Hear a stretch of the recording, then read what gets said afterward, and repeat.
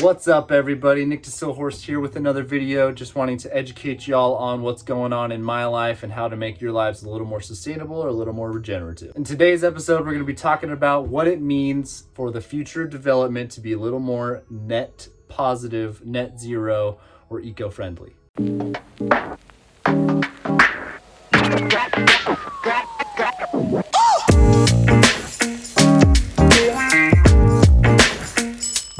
So it shouldn't come to a shock to many people that conventional development isn't very sustainable or eco-conscious.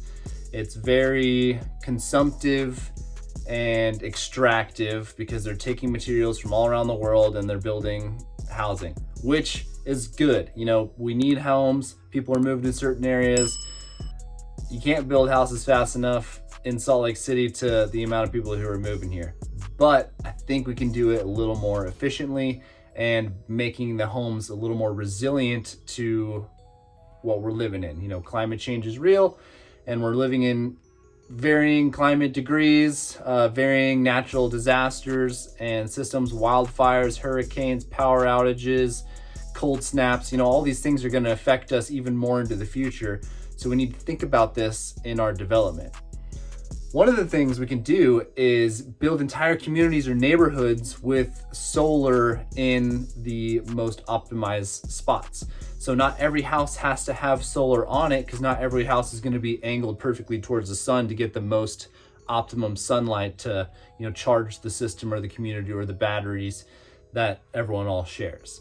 So by sharing a system, you're paying into an HOA to collectively maintain the entire system, but you're also benefiting by having the optimized solar panels on the right spots to really generate the most power output. Another system we can implement is gray water systems. So rather than washing your hands with culinary water, we can wash our hands with rainwater that comes out of the sky and just falls into a cistern. We gather it. We can wash our laundry with gray water systems. We can, like I said, wash our hands. So you can put it into the top of the toilet. So when you flush your toilet, it refills with gray water.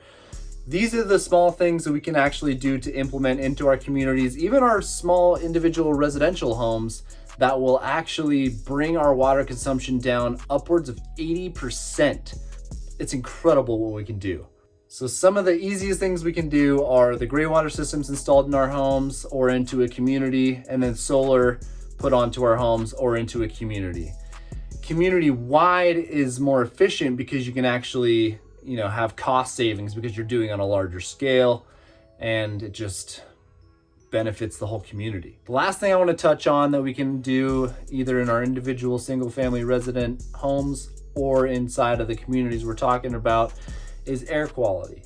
You know, really increasing the quality of the HVAC systems in our homes, but also just increasing the efficiency of the home. So there's a blower door test. That's a test that we can have inspectors come out and do on your home or anyone who's interested. And it just tests the seal of the home, if that makes sense. So if there's any cracks in your windows or in like exterior walls, if there's a, you know, seal to a pipe or anything like that and it's inefficient, they'll find that, they can test for it and then seal it up so that your home is airtight.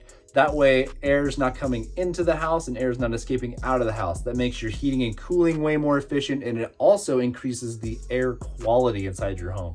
If you have really efficient air quality system, HVAC system, or just home air purifiers, it's not going to be great if your house is really inefficient and it's bleeding air in and out. That's just going to bring in particulate matter that you don't want, and it's a quick way, an easy way to really make your house a little more efficient, and it's something that is really easy to do. Simple blower door test by your inspector. You can install more efficient windows, double panes.